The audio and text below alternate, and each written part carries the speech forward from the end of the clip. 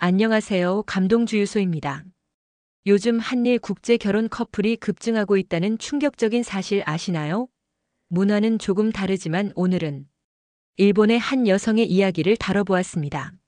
한국이 자랑스럽다면 구독과 좋아요로 응원해주세요. 자, 그럼 이야기를 시작하겠습니다. 안녕하세요. 저는 이나미입니다. 도쿄 미드타운 37층에 위치한 야마구치 증권 리서치 센터에서 금융 애널리스트로 일하고 있어요. 오늘은 제가 경험한 믿기 어려운 이야기를 들려드리려고 합니다. 그날은 평소와 다름없는 화요일 오후였습니다. 저는 한일 경제 비교 보고서를 작성하고 있었어요. 컴퓨터 화면에 나타난 숫자들을 보며 커피를 한 모금 마시던 순간 제 손이 멈췄습니다. 뭔가 이상했거든요. 2024년 한국의 1인당 국내 총생산이 36,024달러, 일본은 32,859달러. 처음엔 제가 잘못 본 줄 알았습니다. 다시 확인해도 숫자는 변하지 않았어요. 한국이 일본을 앞질렀다는 뜻이었습니다. 하지만 더 충격적인 건 그 다음이었어요. 우연히 열린 법무성 내부 자료 폴더에서 발견한 통계 하나가 제 눈길을 사로잡았습니다. 일본 여성들의 한국 장기 체류 비자 신청이 전년 대비 65% 증가했다는 내용이었거든요. 심장이 빨리 뛰기 시작했습니다. 이건 단순한 경제 지표가 아니었어요. 뭔가 더 큰 변화가 일어나고 있다는 신호였습니다. 상사인 다나카 부장님이 제 어깨 너머로 화면을 보더니 표정이 굳어졌어요. 이나미 씨, 경제 분석에만 집중하세요. 이런 자료는 우리 업무 범위가 아닙니다. 목소리에 경고의 뉘앙스가 섞여 있었습니다. 평소 온화하던 부장님의 반응이 의외였어요. 왜 이렇게 민감하게 반응하시는 걸까요? 점심시간에 혼자 앉아 샐러드를 먹으면서도 그 숫자들이 머릿속을 떠나지 않았습니다. 65% 증가. 이게 우연일까요? 오후에 몰래 관련 자료를 더 찾아봤어요. 한국관광공사 자료, 외무성 통계, 심지어 사설조사기관 보고서까지. 모든 지표가 같은 방향을 가리키고 있었습니다. 일본 여성들이 한국으로 향하고 있다는 것을요. 퇴근길 지하철에서도 계속 생각했습니다. 제 주변 친구들을 떠올려봐도 한류에 관심 있는 사람들이 많았지만 아예 이주까지 생각하는 사람은 없었거든요. 그런데 통계는 거짓말을 하지 않아요. 집에 도착해서 노트북을 열고 더 자세한 조사를 시작했습니다. 인터넷 검색창에 다양한 키워드를 입력해봤어요. 그때 발견한 게 있었습니다. 서울라이프라는 비공개 온라인 커뮤니티였어요. 가입 신청을 넣고 승인을 기다리는 동안 저는 알 수 없는 흥분감에 휩싸였습니다. 마치 거대한 퍼즐의 첫 번째 조각을 찾은 기분이었어요. 하지만 동시에 불안감도 엄습했습니다. 왜 상사가 그렇게 예민하게 반응했을까요? 밤늦게 승인 알림이 왔을 때 저는 이미 돌이킬 수 없는 길로 접어들었다는 걸 직감했습니다. 하지만 멈출 수가 없었어요. 진실이 무엇인지 알고 싶었거든요. 서울라이프 커뮤니티에 처음 접속했을 때의 충격을 아직도 잊을 수 없어요. 게시판에는 제가 상상했던 것보다 훨씬 많은 글들이 올라와 있었습니다. 서울 강남구 원룸 구하기, 한국 직장 면접 후기, 시댁과의 첫 만남 준비사항. 이런 제목들이 실시간으로 올라오고 있었거든요. 단순한 여행이나 단기 체류가 아니라 아예 정착을 위한 정보들이었습니다. 가장 놀라웠던 건 회원 수였어요. 2,300명. 생각보다 훨씬 많은 사람들이 이미 이 길을 걷고 있었던 거죠. 며칠 후 도쿄 시부야의 한 작은 카페에서 열리는 오프라인 모임 공지를 봤습니다. 망설였지만 결국 참석하기로 했어요. 토요일 오후 2시 하치공 근처의 조용한 카페였습니다. 도착했을 때 이미 6명의 여성들이 앉아 있었어요. 나이대는 20대 후반부터 40대 초반까지 다양했습니다. 모두 평범해 보이는 직장인들이었어요. 모임을 주최한 사쿠라 씨가 저를 소개해줬습니다. 그녀는 작년에 서울로 이주해서 현재 강남의 한 IT 회사에서 일하고 있다고 했어요. 처음엔 언어 때문에 걱정이 많았는데 생각보다 적응이 빨랐어요. 무엇보다 직장 분위기가 완전히 달라서 놀랐습니다. 사쿠라 씨의 말에 다른 참가자들이 고개를 끄덕였어요. 한 명씩 자신의 경험을 나누기 시작했습니다. 간호사였던 유키 씨는 현재 서울의 한 대학병원에서 일하고 있었어요. 그녀가 들려준 이야기는 충격적이었습니다. 일본에서는 남자 의사들이 제 의견을 무시하는 경우가 많았거든요. 하지만 한국에서는 경력과 실력으로만 평가받아요. 성별은 중요하지 않더라고요. 초등학교 교사였던 미사키 씨는 한국인 남편과 결혼해서 부산에 살고 있었습니다. 시어머니께서 오히려 제가 일본 문화를 가르쳐달라고 부탁하세요. 며느리 노릇을 강요하지 않으시고 독립적인 개인으로 존중해 주셔서 놀랐어요. 이야기를 들을수록 제가 알던 한국과는 완전히 다른 모습이었습니다. 특히 직장 문화와 가족 관계에서 보이는 평등한 분위기가 인상적이었어요. 하지만 가장 충격적이었던 건 그들이 공통적으로 하는 말이었습니다. 일본에서는 항상 눈치를 봐야 했어요. 여자라서, 나이가 어려서, 경력이 짧아서. 하지만 한국에서는 그런 제약이 없더라고요. 카페를 나서는 길에 사쿠라 씨가 제게 명함을 건네줬어요. 혹시 더 자세한 정보가 필요하면 연락하세요.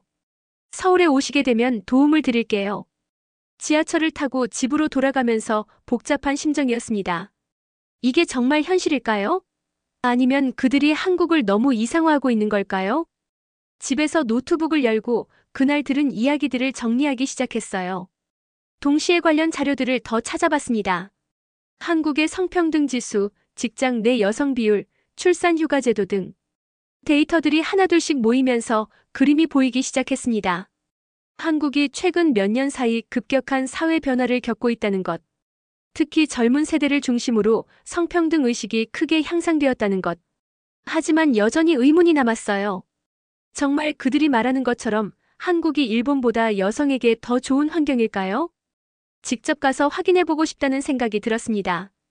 그날 밤 저는 중요한 결정을 했어요. 다음 주에 휴가를 내고 서울로 가보기로 한 거죠. 진실이 무엇인지 직접 확인하고 싶었거든요.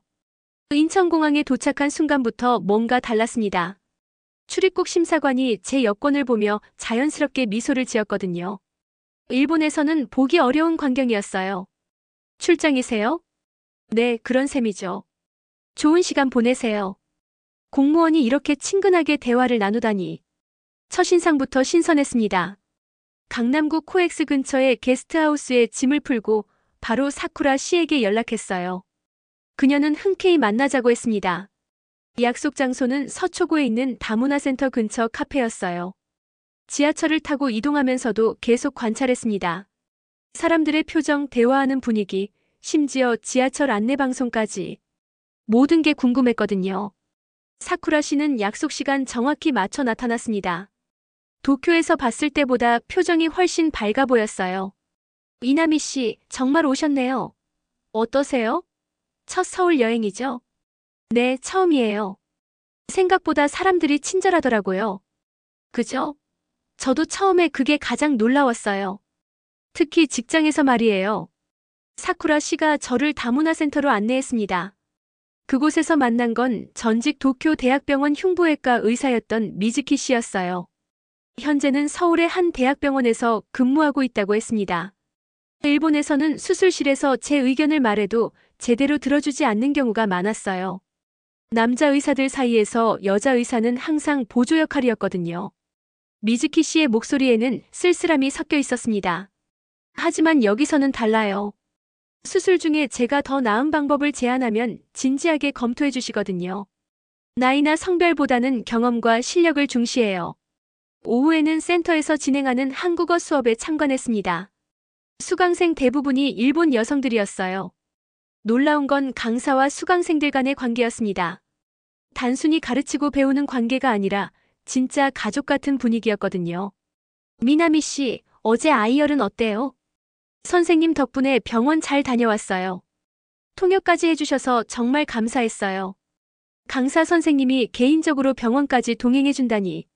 일본에서는 상상할 수 없는 일이었습니다. 저녁에는 미즈키 씨와 함께 근처 식당에서 식사를 했어요. 그곳에서 더 솔직한 이야기를 들을 수 있었습니다. 처음에는 저도 반신반의했어요. 한국도 유교 문화가 강한 나라잖아요. 하지만 젊은 세대는 정말 달라요. 특히 30대 남성들의 성평등 의식은 일본보다 훨씬 높아요. 구체적으로 어떤 점에서요? 예를 들어 병원에서 회식을 하면 남자 의사들이 자연스럽게 음식을 덜어주고 물을 따라줘요. 서로 배려하는 게 당연하다고 생각하는 거죠. 실제로 식당에서도 그런 모습을 볼 수 있었어요. 옆 테이블의 젊은 커플이 서로를 챙기는 모습이 정말 자연스러웠거든요. 그리고 무엇보다 자유로워요. 일본에서는 항상 주변 눈치를 봐야 했는데 여기서는 제가 하고 싶은 말을 할 수 있어요. 게스트하우스로 돌아가는 길에 지하철에서 또 다른 장면을 목격했습니다. 임신한 여성이 타자 바로 여러 명이 자리를 양보하려고 했어요. 그것도 아주 자연스럽게 말이죠. 방에 돌아와서 하루를 정리하며 노트에 적었습니다. 오늘 본 것들이 정말 일상적인 모습일까? 아니면 우연히 좋은 것들만 본 걸까? 하지만 한 가지는 확실했어요. 적어도 제가 만난 사람들은 모두 진심으로 만족해하고 있다는 것. 그리고 그들이 말하는 변화가 실제로 일어나고 있다는 것. 내일은 더 많은 곳을 둘러볼 계획입니다. 이 도시에 숨겨진 진실을 더 파헤쳐보고 싶어요. 서울 둘째 날 아침 게스트하우스에서 나와 지하철역으로 향하던 중이었습니다. 뒤에서 누군가 저를 따라오는 것 같은 느낌이 들었어요. 처음엔 착각인 줄 알았는데 몇 번 돌아보니 확실했습니다. 검은색 정장을 입은 중년 남성이 일정한 거리를 두고 저를 미행하고 있었거든요. 심장이 빨리 뛰기 시작했습니다. 지하철에서 내린 후에도 그 남성은 계속 따라왔어요. 강남역 근처의 큰 백화점으로 들어가서 엘리베이터를 여러 번 갈아탔지만 소용없었습니다. 전문적인 미행이었어요. 급히 화장실로 피해서 사쿠라 씨에게 전화를 걸었습니다. 누군가 저를 따라다니고 있어요. 어떻게 하죠? 일단 사람이 많은 곳으로 가세요. 제가 바로 갈게요. 30분 후 사쿠라 씨가 도착했을 때 그 남성은 사라져 있었습니다. 하지만 불안감은 계속되었어요. 혹시 일본 총영사관 사람일 수도 있어요. 최근에 우리 같은 사람들에 대한 관심이 높아졌다는 얘기를 들었거든요. 오후에 홍대 근처의 카페에서 만난 박정호 기자는 더 구체적인 정보를 제공해줬습니다. 그는 한국일보에서 사회부를 담당하고 있었어요. 일본 정부가 여성 인구 유출 문제를 상당히 민감하게 다루고 있어요. 특히 고학력 전문직 여성들의 한국 이주가 늘면서 내부적으로 비상이 걸린 상태죠.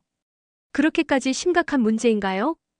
출산율이 이미 바닥인 상황에서 젊은 여성들까지 빠져나간다면 일본으로서는 큰 타격이죠. 게다가 한국의 경제력이 일본을 추월했다는 것도 자존심에 상처가 되고 있고요. 정호 씨가 건넨 자료를 보고 깜짝 놀랐습니다. 일본 내각부에서 비공개로 진행하고 있는 연구 보고서의 일부였어요. 이것도 봐보세요. 일본 정부가 한국의 사회 정책을 벤치마킹하려는 움직임도 있어요. 하지만 공개적으로는 인정하지 않으려고 하죠. 저녁에 게스트하우스로 돌아가는 길에 또다시 미행을 당했습니다. 이번에는 다른 사람이었어요. 여성이었거든요. 더 교묘하게 따라왔지만 제가 이미 경계를 하고 있었기 때문에 눈치챌 수 있었어요. 급히 숙소를 옮기기로 했습니다. 사쿠라 씨가 추천해준 이태원의 작은 호스텔로 이동했어요. 짐을 정리하면서도 계속 불안했습니다. 정호 기자에게 문자를 보냈어요. 제가 감시받고 있는 것 같아요. 이게 정상인가요? 곧바로 답장이 왔습니다. 조심하세요. 일본 정부는 이 문제를 매우 민감하게 보고 있어요. 특히 언론에 노출되는 것을 원하지 않을 거예요. 밤늦게 노트북으로 오늘 수집한 정보들을 정리하던 중 이상한 일이 벌어졌습니다. 파일 일부가 손상되어 있었어요. 바이러스 검사를 해보니 해킹 흔적이 발견되었습니다. 누군가 제 노트북에 침입해서 자료를 삭제하려고 시도한 거였어요. 다행히 중요한 파일들은 클라우드에 백업해 두었지만 소름이 끼쳤습니다. 이게 단순한 개인 여행이 아니라는 걸 확실히 깨달았어요. 제가 파헤치려는 진실이 누군가에게는 매우 불편한 것이었습니다. 하지만 동시에 확신도 생겼어요. 이렇게까지 막으려고 한다는 것은 숨길 만한 이유가 있다는 뜻이잖아요. 더욱 철저히 조사해야겠다는 의지가 생겼습니다. 다음 날 일정을 점검하며 잠자리에 들었어요. 내일은 더 조심스럽게 움직여야겠지만 포기할 생각은 전혀 없었습니다. 오히려 진실에 더 가까워졌다는 느낌이었거든요. 서울에서 사흘을 보내고 도쿄로 돌아왔을 때 회사 분위기가 이상했습니다. 평소와 달리 동료들이 저를 피하는 것 같았어요. 제자리로 가는 길에 몇몇 사람들이 수군거리는 소리가 들렸습니다. 휴가 내고 한국 갔다며? 요즘 이상해. 자꾸 한국 얘기만 하고.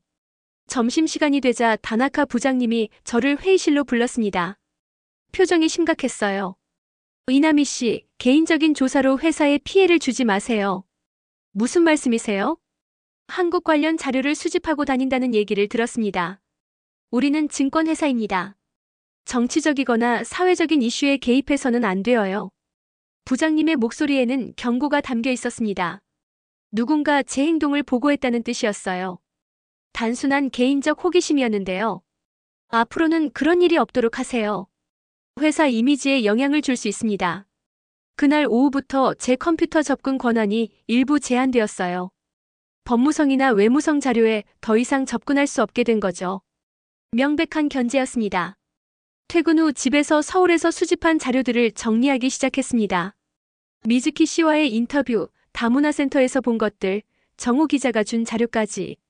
모든 걸 종합하면 하나의 큰 그림이 보였어요. 일본 사회의 구조적 성차별, 경직된 직장 문화, 그리고 이에 대응하는 한국 사회의 급격한 변화. 특히 젊은 세대를 중심으로 한 성평등 의식의 향상이 일본 여성들을 끌어당기고 있다는 결론에 도달했습니다. 이틀 후 이상한 일이 벌어졌어요. 집에서 작업하던 노트북이 갑자기 꺼지더니 재부팅되지 않았습니다. 수리점에 가져가니 하드디스크가 손상되었다고 했어요. 바이러스 감염으로 보입니다. 데이터 복구는 어려울 것 같아요.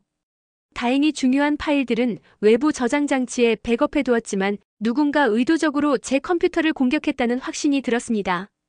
그 주 금요일 회사에서 더 큰 압박이 들어왔어요.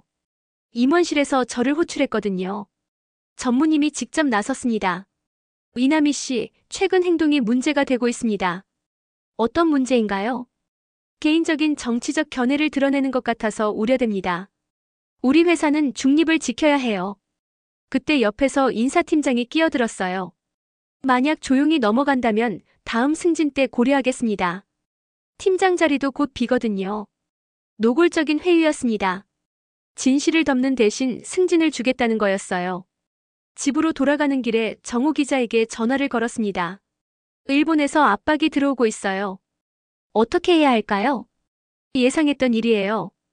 진실을 알리는 게 두렵다면 그냥 포기하셔도 돼요. 하지만 이런 기회는 다시 오지 않을 거예요. 그날 밤 서울에서 만났던 미즈키 씨에게 국제전화를 걸었습니다. 이남희 씨, 어떻게 지내세요? 사실 어려운 상황이에요. 회사에서 압박이 들어오고 있어서요. 그럴 줄 알았어요. 저도 처음에 그랬거든요. 일본을 떠나기 전에 병원에서 비슷한 압박을 받았어요. 어떻게 결정하셨어요? 진실을 알리는 게 맞다고 생각했어요. 저 같은 사람들이 왜 일본을 떠나는지 다른 여성들도 알 권리가 있잖아요.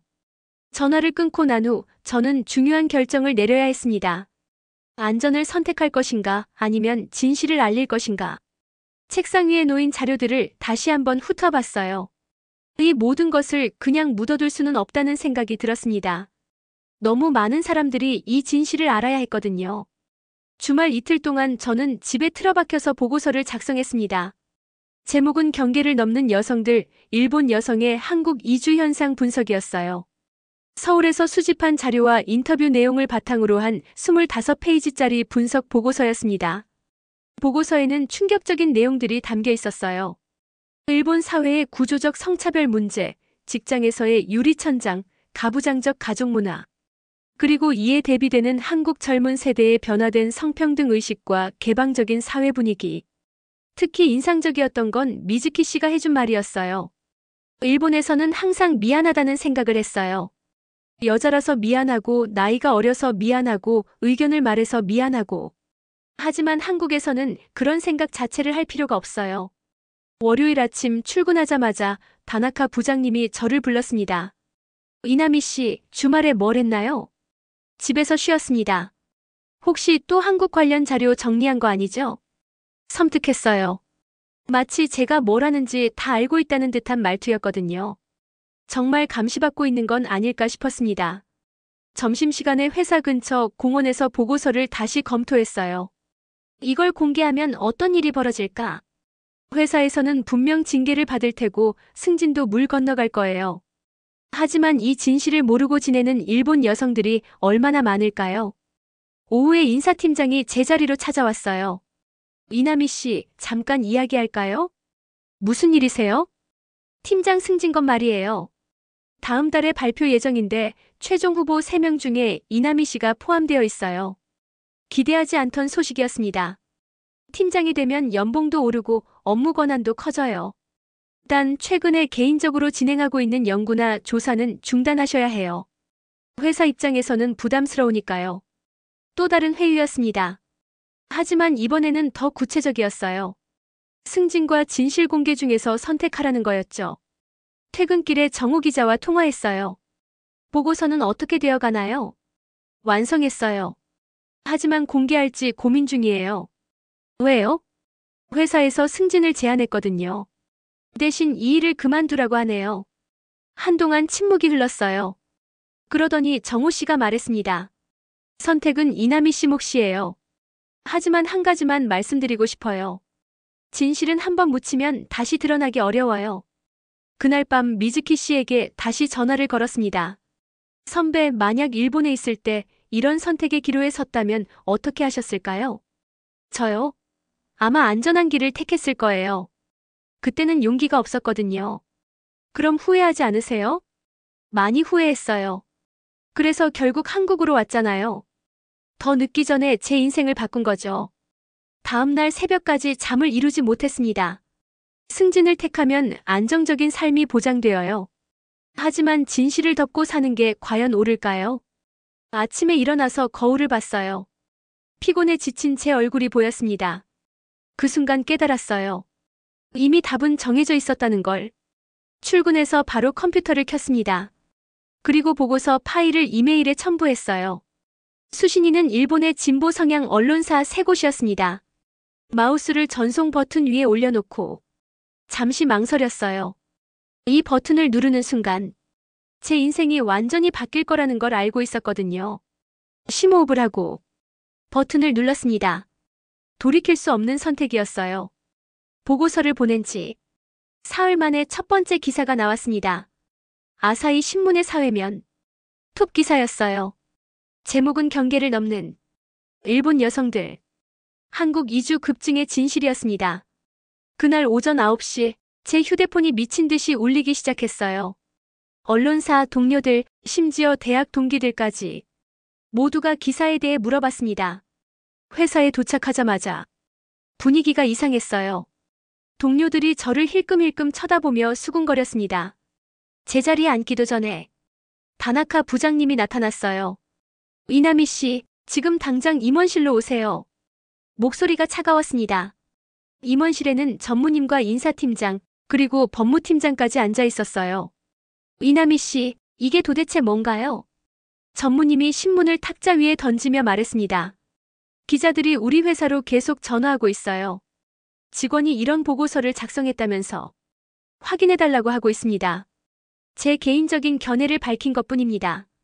개인적인 견해라고요? 우리 회사 애널리스트라고 신문에 나와 있잖아요. 이게 회사 공식 입장으로 오해받으면 어떻게 하려고 그래요? 오후에는 더 큰 파장이 일었습니다. 요미우리 신문에서 반박 기사가 나온 거예요. 일방적 한국 찬양, 객관성 결여된 분석이라는 제목이었습니다. 기사에서는 제가 충분한 검증 없이 일부 사례만으로 성급한 결론을 내렸다고 비판했어요.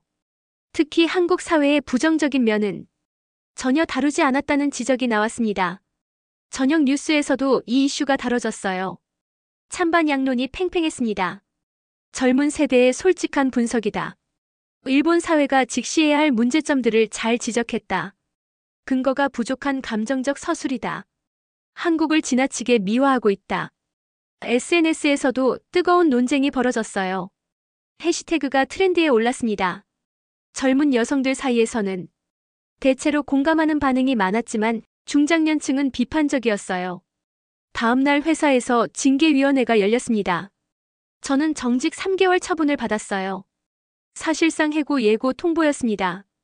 회사 이미지에 심각한 타격을 입혔습니다. 앞으로 이런 일이 없도록 각별히 주의하시기 바랍니다. 점심시간에 몇 명의 젊은 동료들이 조용히 다가왔어요. 이남희 씨, 기사 잘 봤어요. 용기 있는 일이었어요. 저희도 비슷한 생각을 하고 있었거든요. 하지만 말할 수 없었어요. 이런 식으로라도 문제가 공론화된 게 다행이에요. 하지만 대부분의 선배들과 상사들은 저를 피했습니다. 회사 복도에서 마주쳐도 인사를 받지 않는 사람들이 많았어요. 집에 돌아가니 취재진이 기다리고 있었습니다. 마이크를 들이대며 질문을 쏟아냈어요. 일본 사회에 대한 비판이 지나치다는 지적이 있는데요. 한국 정부나 기업으로부터 후원받은 건 아닌가요? 앞으로 한국으로 이주할 계획이 있나요? 모든 질문에 답할 수도 없었고 답하고 싶지도 않았어요. 그냥 집 안으로 들어갔습니다. 그날 밤 미즈키 씨에게서 격려의 메시지가 왔어요. 언론에서 봤어요. 힘들겠지만 옳은 일을 하신 거예요. 진실을 말하는 게 쉽지 않다는 걸 알고 있어요. 정호 기자도 전화를 걸어왔습니다. 한국에서도 큰 화제가 되고 있어요. 많은 사람들이 이나미 씨를 응원하고 있습니다. 하지만 저는 혼란스러웠어요. 정말 제가 옳은 일을 한 걸까요? 아니면 감정에 치우쳐서 성급한 판단을 한 걸까요? 일주일 후 예상했던 일이 벌어졌습니다. 회사에서 사직서를 쓰라는 압박이 들어온 거예요. 버티기로 했지만 이미 한계였습니다. 15년간 다닌 회사를 떠나는 게 쉽지 않았지만 후회는 없었어요. 적어도 진실을 말할 용기는 있었으니까요. 사직서를 제출한 지 일주일 후 정호 기자로부터 예상치 못한 연락이 왔습니다. 이나미 씨, 한국에서 일할 생각 없으세요? 경제 전문 매체에서 관심을 보이고 있어요. 처음엔 믿기지 않았어요. 일본에서 논란의 인물이 된 제가 한국에서 일할 수 있을까요? 코리아 비즈니스 리뷰라는 매체입니다. 아시아 경제 전문지인데 일본 경험이 있는 애널리스트를 찾고 있어요. 특히 이나미 씨처럼 양국 사정을 아는 사람을 원하고 있습니다. 화상 면접을 보게 되었어요. 편집장 김수진 씨는 생각보다 젊고 활동적인 분이었습니다. 이나미 씨의 보고서를 봤습니다. 용기 있는 분석이었어요. 우리가 원하는 건 바로 그런 시각입니다. 하지만 논란이 많았잖아요. 논란이 있다는 건 그만큼 중요한 이슈라는 뜻이에요. 우리는 진실을 다루는 언론사입니다. 면접 결과는 합격이었어요. 조건도 일본에서 받던 연봉보다 좋았습니다. 무엇보다 제가 하고 싶은 일을 할 수 있다는 점이 매력적이었어요. 부모님께 한국 취업 소식을 말씀드렸을 때 어머니는 걱정이 많으셨습니다.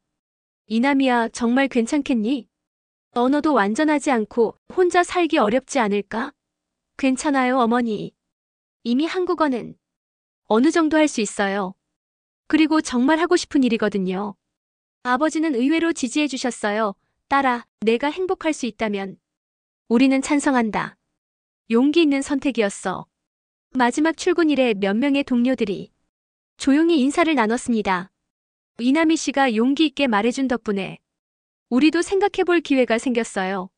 언젠가 우리도 변화할 날이 오겠죠. 인천공항에 도착했을 때 사쿠라 씨가 마중 나와 있었습니다. 이나미 씨, 정말 오셨네요. 드디어 동료가 되는군요. 고마워요. 도움이 많이 필요할 것 같아요. 걱정하지 마세요.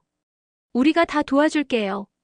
새로운 회사 첫 출근 날, 편집장님이 저를 직원들에게 소개해 주었습니다. 일본에서 용기 있는 보고서를 쓴 이나미 씨입니다. 앞으로 우리 팀의 일원이 되어주실 거예요. 동료들이 따뜻하게 박수를 쳐줬어요. 누구도 제가 외국인이라고 다르게 대하지 않았습니다. 첫 번째 기사 주제는 아이러니하게도 일본 경제의 구조적 변화 필요성이었어요. 제가 겪었던 일들이 기사의 깊이를 더해줄 수 있었습니다. 일본 기업들이 인재 유출을 막으려면 근본적인 문화 변화가 필요하다. 이런 문장을 쓰면서 제 선택이 옳았다는 확신이 들었어요. 한 달 후 미즈키 씨와 함께 저녁을 먹으며 근황을 나눴습니다. 어때요? 한국 생활은 매일이 새로워요. 무엇보다 제가 하고 싶은 이야기를 자유롭게 쓸 수 있어서 좋아요. 저도 처음에 그런 감정이었어요. 진짜 제 실력으로 평가받는다는 느낌? 그날 밤 도쿄에 있는 대학 친구 아키코에게 메시지를 보냈습니다. 한국에서 새로운 삶을 시작했어. 진실을 말하는 것이 두려웠지만 침묵하는 것이 더 두려웠어. 이제 진짜 내 이야기를 시작할게. 답장이 빨리 왔어요. 부럽다. 나도 용기를 내볼까? 생각 중이야.